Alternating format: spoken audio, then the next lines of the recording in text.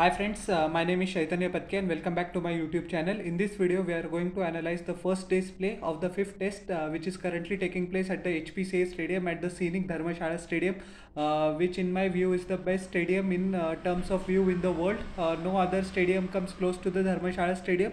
And today's first day was extra special for Team India. We completely dominated England, and England actually fell like 9 pins today, similar to the catastrophic falls that their batting has been suffering right from the onset of the second test match. But they cannot blame the pitch, they cannot blame the demons in the pitch. The demons were there, but they were in the head of the English batsman. And I would say that even if the demons weren't there, the technical superiority and the superior skill of Kuldeep Yadav as well as Ravichandran Ashwin, English batsmen had absolutely no answer to that. So kudos to both our Indian spinners. All 10 wickets were taken by the Indian spinner. 1 wicket was taken by Ravindra Jadeja. Jasprit Bumrah was pretty unlucky not to get a wicket at the start of the morning session. But as soon as the second session began, England actually held their own.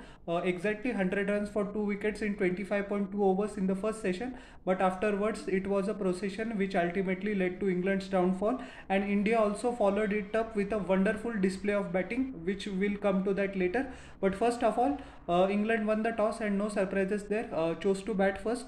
Ravi Shastri actually asked Rohit Sharma, the Indian skipper, that what you would have done. He also said that he would have also chose to bat first because the pitch looked extremely well, and it was similar to the pitch that we saw in the last test match.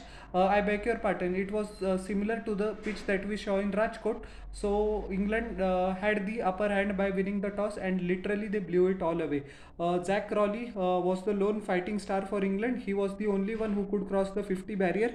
He scored 79 of 108 deliveries with 11 boundaries and one massive six. His wicket was taken by a wonderful delivery from Kuldeep Yadav, reminiscent of the ball that he actually bowled Babar Azam in 2019 World Cup, or in the last year the 50 over ODI World Cup he bowled to Joss Butler actually. So excellent ball, pitched well outside the off stump and jacked back in. The degree of turn was 10.1 degrees, so massive turn. And actually Zach Crawley was the only English batsman who looked threatening. He played the cover drives pretty well, played the pulls pretty well, excellent off his pad, and it was his fourth half century of this series.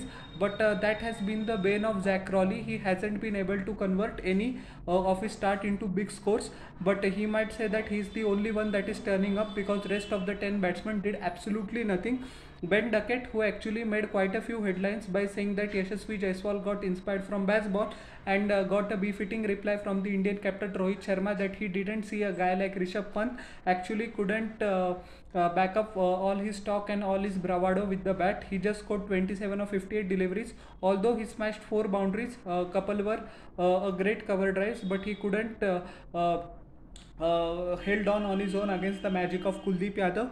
Excellent catch by Shubman Gill running backwards. Never easy those catch. Old fans will remember the catch which actually Kapil Dev took off Vivian Richards in the 1983 World Cup final. It was in similar vein. Shubman Gill had to cover at least 25 meters before running backwards, and he did an excellent catch by diving. Oli Pope, I think, continues his miserable tour. If we take out that second innings 100 of the first test in Hyderabad, he has been extremely disappointing, and it was proven once again. 11 of 24 deliveries, and he was beaten all ends up by a lovely flighted delivery from Kuldeep Yadav well outside the off stump, with Dhruv Jurel safe hands behind the stump, making another stumping in this series. Joe Root actually looked quite well, I would say, but once again the brilliance of Ravindra Jadeja took his wicket. Jadeja took only 1 wicket today because his services weren't required due to the brilliance of Ravichandran Ashwin as well as Kuldeep Yadav. 26 for the former England captain of 56 deliveries, 4 boundaries in it. Johnny Bairstow playing his 100th test match. He was quite emotional at the start of the test, where he actually was with his family to celebrate a special occasion, and it looked like Johnny Bairstow is going to make it big and make all amends for in this series. But unfortunately Johnny Bairstow, even in his 100th test, did what he did best. blew away the start. In just 18 deliveries, though, he scored 29 runs. If he would have applied his brain little bit, he definitely would have gone on to score a big one. But you live by the sport, you die by it, right? 29 of 18 deliveries, 2 boundaries, 2 sixes at a humongous strike rate of 161 by 11. But wonderful catch by Dhruv Jurel, actually. Ball just taking the outside edge of the bowling of Kuldeep Yadav. Ben Stokes, the English skipper, once again he's just saying in the media that we have done pretty well for ourselves. There are many positives, but with the bat he has been completely failure in this series, and that has hurt England's cause a lot more than the Indian pitches or the demons that are prevalent in their minds due to the 2021 tour. Once again, 0 runs of 6 delivery, plumb in front of the bowling of Kuldeep Yadav. Kuldeep Yadav's Ben Stokes was also Yadav's 5th wicket. Ben Fox scored 24 of 42 deliveries, clean bowled by Ravichandran Ashwin, who was playing his 100th test match, and what a ball that was. Had Ben Fox had absolutely no answer to it, although Fox hit 3 boundaries, but he never looked at home. Tom Hartley with a solitary boundary, 6 of 9 deliveries. Once again, Devdutt Padikkal taking a sharp catch of the bowling of Ravichandran Ashwin, committed too early, Tom Hartley, and paid the price. Mark Wood once again, golden duck, 2 balls. His wicket was taken by Ravichandran Ashwin as well, with a sharp dipping catch by the Indian skipper Rohit Sharma in the slip. He has been an absolute revelation with his captaincy as well as his slip positioning. Shoaib Bashir hit a couple of lusty blows towards the latter part. 11 of 22 deliveries, he was not out. And James Anderson was also out on a duck, with Padikkal, the debutant, taking his 2nd catch of the bowling of Ravichandran Ashwin, who actually finished with 4 wickets in his 100th test. What a occasion to mark his wonderful achievement. 64-run partnership, that was the only 50-run partnership conjured up by England in this stand between Zach Crawley and Ben Duckett. Actually, at the score of 175 for 3, England went from 175 for 3 to 175 for 6. That was the sheer dominance of Kuldeep Yadav, and they could not play him absolutely, in the words of Nasir Hussain. Jasprit Bumrah in England bundled out for just 218 in 57.4 overs. Very pathetic total, I would say. 13 overs, 2 maidens, 51 runs, no wicket for Jasprit Bumrah. Although his economy rate was 3.92, but that didn't do justice to the kind of excellent bowling that he bowled in the morning session, consistently beating the outside edge of Zach Crawley as well as Ben Duckett.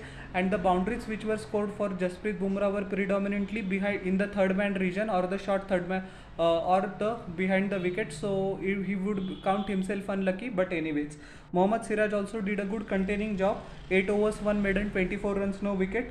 The star of the show was Kuldeep Yadav, 15 overs, 1 maiden, 72 runs, 5 wicket. We don't have to forget that Dharmashala is actually the ground in which he made his fantastic test debut against Australia. It hasn't been a bed of roses for Kuldeep Yadav. It was just his 11th test match. Who would have thought that in 2021 his career looked down and out, and many people speculated that whether Kuldeep Yadav is good enough to make an international comeback for Team India, but he is proving his haters and doubters wrong. Once again, a 5-wicket haul, and long may Kuldeep Yadav great journey continue. He bowled with excellent guile. He used the crease pretty well, varied his pace from time to time, and constantly bamboozled the English batsman with his variation as well as his speed. So kudos to Kuldeep. Hopefully better is to follow. Ravichandran Ashwin also, whatever you praise, it's less for him. 11.4 overs, 1 maiden, 51 runs, 4 wicket. Just very clinically and efficiently bowled in the morning session as well. He created pressure from one end, and Kuldeep Yadav actually benefited from that pressure. But Ravichandran Ashwin completely wiped out the English tail, and what a way to mark that occasion. Ravindra Jadeja took the solitary wicket, as I said, of Joe Root. 10 overs, 2 maiden, 17 runs. He also bowled pretty well. So India completely on the upper trajectory in this test match, and we started off like this only. At the end of the day's play, we are 135 for 1 in just 30 overs. Yashasvi Jaiswal would feel very unfortunate to miss out on well-deserved 100, or in the kind of form he is in. More than that, English ball, he just murdered the English bowling attack today. 57 of just 58 deliveries, 5 boundaries, 3 massive sixes which came in the same over. It was an effortless display. of timing and excellent batsmanship. He scored at a strike rate of 98.28. He actually went down the ground to hammer Shoaib Bashir for another six, but that didn't happen, and it was a simple stumping for Ben Fox. But he played brilliantly well, and he also made the record of being the second highest run scorer in history of Test cricket in the series of Test where India play 3 or more Test matches, that is 4 or 5. He overtook the record of Virat Kohli. So excellent batting display by Yashasvi Jaiswal. Skipper Rohit Sharma also played wonderfully. The hook shot, the pull shot, all his range came out. Excellent cover drives as well. He was excellent off his pad as well, which is what you expect from the Indian batsman. He's not out on 52 of 83 deliveries. As I said, he has come roaring back to from the third test onwards. 6 boundaries. He's not out at a strike rate of 62.65. And Shubman Gill has also clambered 2 massive sixes down the ground. 26 of 39 deliveries. Gill is also not out at a strike rate of 66.67. No extras were considered by the English bowler. James Anderson just bowled 4 overs. I think he could have bowled 3 or 4 more overs. At least not taking Anderson was not taking a wicket, but at least he was maintaining his good line and length. And after Mark Wood came in, it was all over. 3 overs, 21 runs at 7 runs per over. Mark Wood also didn't listen. He just tried to bounce out Rohit Sharma, and his plan failed spectacularly, because we know that the best player of the pull shot and hook shot in the world is Rohit Sharma, no doubt, and he paid a heavy price. Tom Hartley bowled 12 overs, but he was pretty inefficient. That is the problem with Tom Hartley, that he doesn't find his line and length immediately, so he leaks runs right from the onset. That actually affects his confidence going forward. This is what exactly happened today. 12 overs, 46 runs, no wicket, 3.83 economy rate, which is absolutely shambolic. And even more shambolic was the performance of the overrated sensation. I actually call him Bawasir instead of Bashir, that is Shoaib Bashir. 11 overs, 2 maidens, 64 runs, 1 wicket. Extremely pathetic bowling, no line, no length, and Indian batsmen made merry while the sun shined, because Shoaib Bashir is not an international quality bowler, and it was proven once again by the Team Indian batsman that he is only overhyped. And yes, he's nothing short of a average bowler.